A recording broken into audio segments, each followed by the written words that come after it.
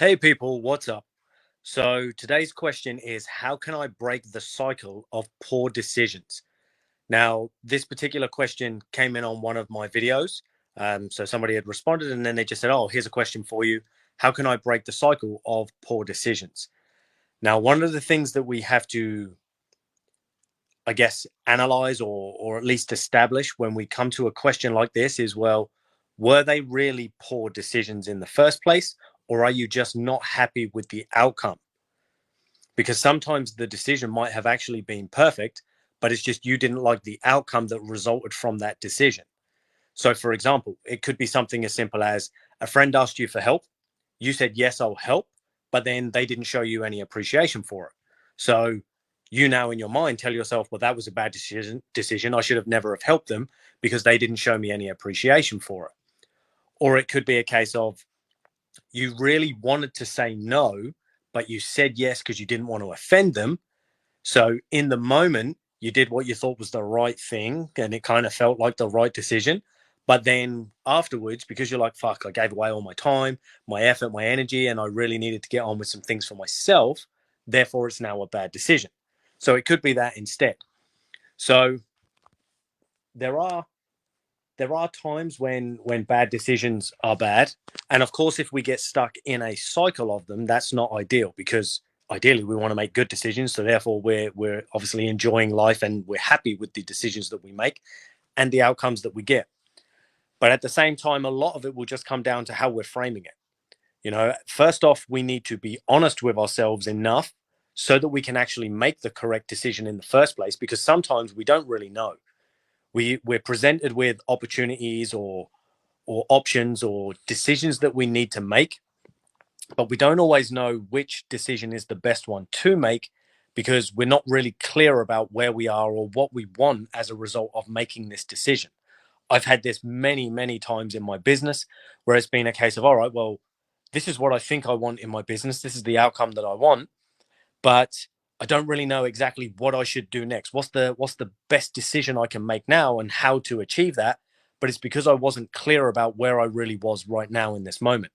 And we see the same in body transformation and weight loss. Oh, I want to get out of pain or I want to lose weight.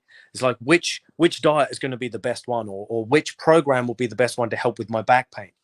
But the catch is quite often we haven't done enough work to establish exactly where we are. So like with the back pain, for example, it's a case of, okay, well, you could just pick up any old generic back pain program and it might help.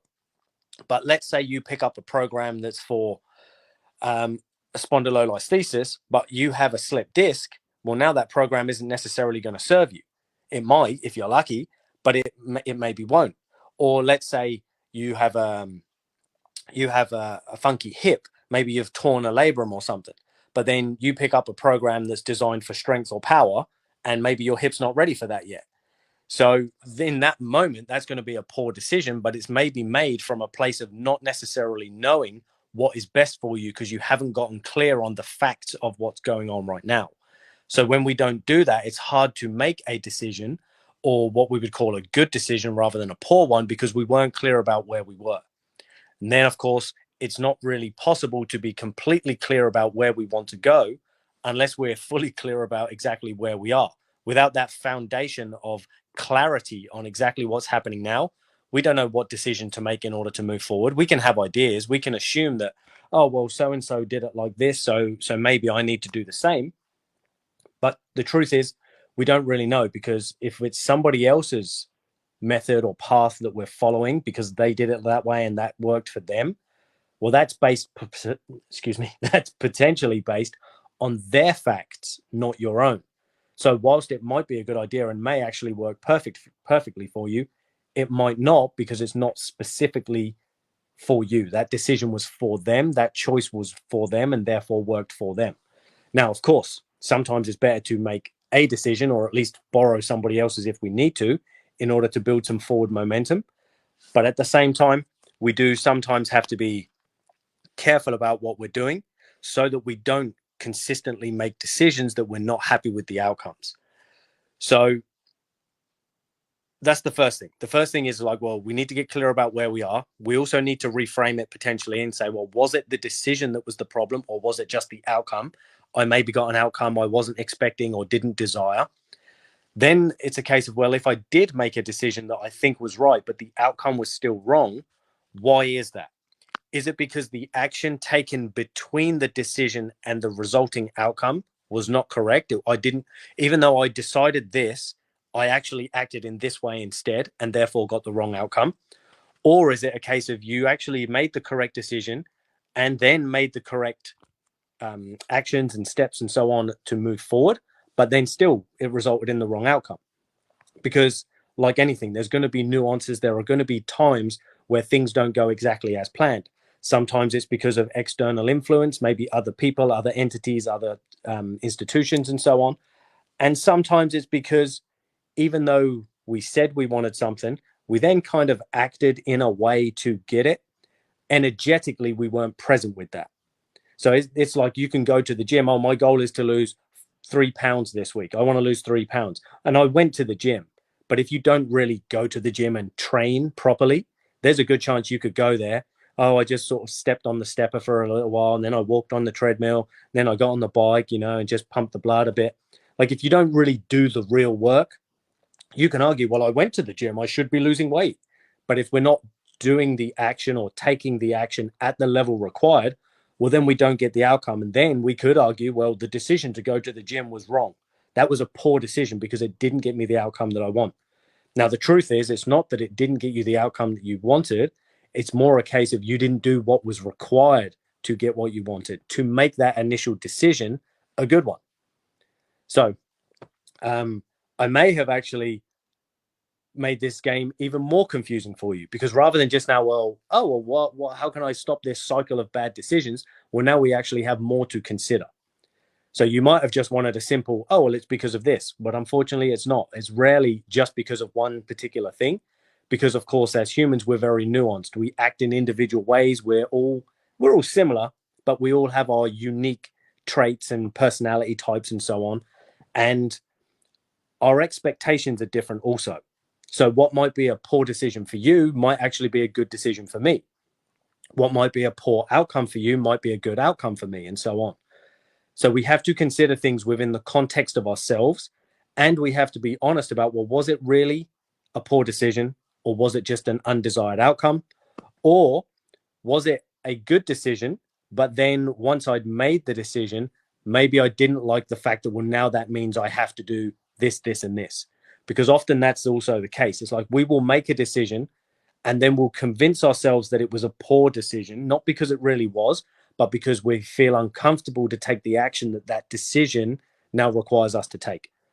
So that could be, oh, well, actually, I want a better fucking relationship. I'm sick of my partner nagging all the time. I'm sick of us arguing over dumb shit, which happens to many of us. I've been through those phases as well, and I'm sure my partner could tell you all about it. But the truth is, we get to a point sometimes where we're like, I'm not fucking having this shit no more. But even though we come to that decision in mind, sometimes we don't actually have the balls and the courage to follow through on the conversations that are going to be needed, those awkward, tricky conversations where you've actually got to be honest about how you feel, where you also have to sit and allow space for them to be honest about how they feel without you getting triggered, and vice versa.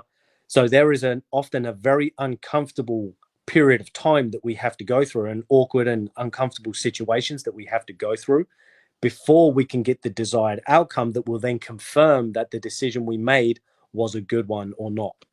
Now, of course, at times we might actually make those decisions, follow through on those actions, and still not get the outcome that we want. Unfortunately, that's the way of the world. Not everything turns out exactly as we wish.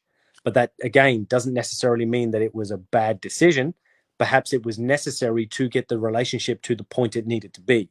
Whether that is, oh, we fixed it, we're now deeply or more deeply connected, and we have a stronger relationship than ever, or turns out it just showed us that we're not supposed to be together anyway. And this is the same whether we're talking business, it's the same whether we're talking being in terms of our certainty and our purpose, or whether we're talking our body and our health and our fitness. There are going to be decisions that we need to make. There are going to be actions that we need to take, and there are going to be resulting outcomes.